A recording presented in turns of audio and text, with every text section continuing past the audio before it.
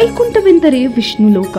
ವಿಷ್ಣುವಿಗೆ ವೈಕುಂಠ ಎಂಬ ಹೆಸರು ಸಹ ಇದ್ದು, ಒಂದು ಮನ್ವಂತರದಲ್ಲಿ ವಿಷ್ಣು ವಿಕುಂಠೆ ಎಂಬ ಸ್ತ್ರೀಯರಲ್ಲಿ ಅವತರಿಸಿದನು. ಇದರಿಂದ ನಾರಾಯಣನಿಗೆ ವೈಕುಂಠವೆಂಬ ಹೆಸರು ಬಂತು ಎಂದು ಮಹಾಭಾರತದ ಶಾಂತಿ ಪರ್ವದಿಂದ ತಿಳಿಯುತ್ತದೆ. ವೈಕುಂಠ ಏಕಾದಶಿಯನ್ನ ದೇಶದ ಎಲ್ಲ ಭಾಗದಲ್ಲಿಯೂ ಬಹಳ ವಿಶೇಷವಾಗಿ ಆಚರಿಸುತ್ತಾ ಬರುತ್ತಿದ್ದಾರೆ. ತಿರುಪತಿ ತಿಮ್ಮಪ್ಪನಿಂದ ಹಿಡಿದು ನಮ್ಮೂರಿನ ವೆಂಕಟೇಶ್ವರನವರೆಗೂ ಈ ವಿಶೇಷ ವೈಕುಂಠ ಏಕಾದಶಿ ಮಾಡುವುದು ನಮ್ಮ ಸಂಪ್ರದಾಯವಾಗಿದ್ದು, ತುಮಕೂರು ಜಿಲ್ಲೆಯ ವೆಂಕಟೇಶ್ವರ ಸ್ವಾಮಿ ದೇವಾಲಯಗಳು, ಶ್ರೀ ರಂಗನಾಥ ಸ್ವಾಮಿ ದೇವಾಲಯಗಳು, ಕನ್ನಿಕಾ ಪರಮೇಶ್ವರಿ ದೇವಾಲಯಗಳು ಸೇರಿದಂತೆ ಹಲವು ದೇವಾಲಯಗಳಲ್ಲಿ ಬಹಳ ವಿಶೇಷವಾಗಿ ಆಕರ್ಷಣೀಯವಾಗಿ ಈ ಒಂದು ಏಕಾದಶಿಯನ್ನ ಮಾಡಲಾಗುತ್ತಿದೆ.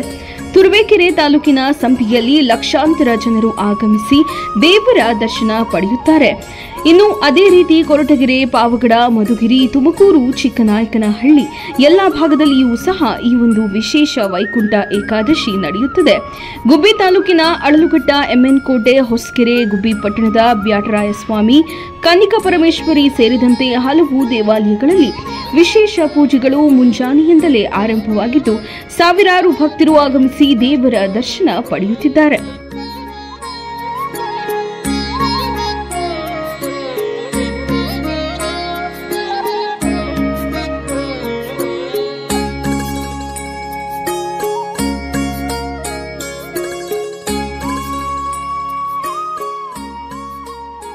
ಗುಬ್ಬಿಯ ಬೆಲ್ಲದಪೇಟೆಯಲ್ಲಿರುವ ವಾಸವಿ ದೇವಸ್ಥಾನದಲ್ಲಿ ಈ ದಿನ ಪ್ರತಿ ವರ್ಷದಂತೆ ವೈಭವಪೂರ್ವಕವಾಗಿ ವೈಕುಂಠ ಏಕಾದಶಿಯನ್ನು ಆಚರಿಸ್ತಾ ಇದ್ದೀವಿ.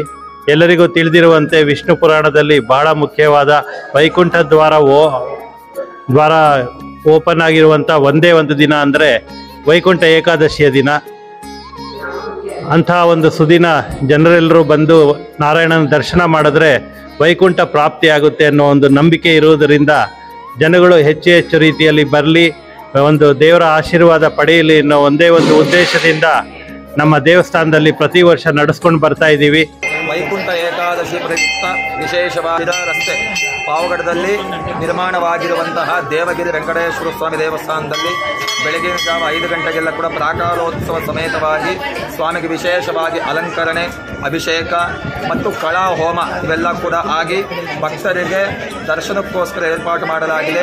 ಶ್ರೀ ವೈಕುಂಠ ಏಕಾದಶಿಯ ಪ್ರಯುಕ್ತ ಬೆಳಗಿನಿಂದಲೇ ಕಾರ್ಯಕ್ರಮಗಳು ಸುಪ್ರಭಾತದೊಂದಿಗೆ ಪ್ರಾರಂಭ ಆಗಿದೆ. ಸುಪ್ರಭಾತದೊಂದಿಗೆ ಮಹಾಮಂಗಳಾರತಿ ನಡೆದಿದ್ದು, ಹಾಗೆ ವೈಕುಂಠ ಉತ್ಸವ ಪ್ರಾರಂಭ ಆಗಿದ್ದು, ಸಹಸ್ರಾರು ಸಂಖ್ಯೆಯಲ್ಲಿ ಇವತ್ತು ಬೆಳಗಿನಿಂದ ಸಾಯಂಕಾಲ ತನಕ ದರ್ಶನ ಮಾಡುವಂಥ ಅವಕಾಶ ಇದೆ. ಈ 10:00ವರೆಗೆ ವಾಸವಿ ಮಹಿಳಾ ಮಂಡಳಿ ವತಿಯಿಂದ ಭಗವದ್ಗೀತೆ ಪಾರಾಯಣ ಹಾಗೂ ನನ್ನ ವಿಷ್ಣು ಸಹಸ್ರನಾಮ ಪಾರಾಯಣ ಹಾಗೂ ಭಜನಾ ಕಾರ್ಯಕ್ರಮ ಶ್ರೀನಿವಾಸಂದು ಏರ್ಪಾಡು ಮಾಡ್ಕೊಂಡಿದ್ದೀವಿ.